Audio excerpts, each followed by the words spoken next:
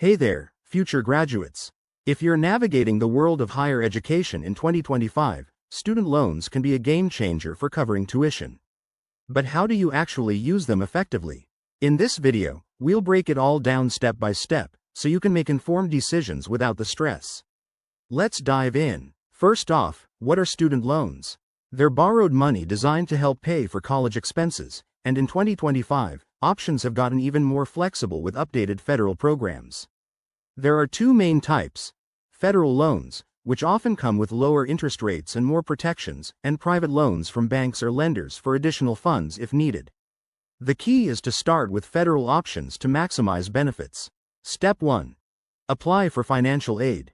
Head to the free application for Federal Student Aid (FOFSA) website. It's free and straightforward.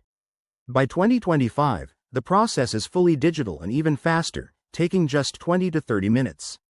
Make sure to gather documents like your tax info, as this determines your eligibility and the amount you can borrow. Once approved, you'll receive a financial aid offer from your school, outlining your loan amount. Next, accepting and using the loans.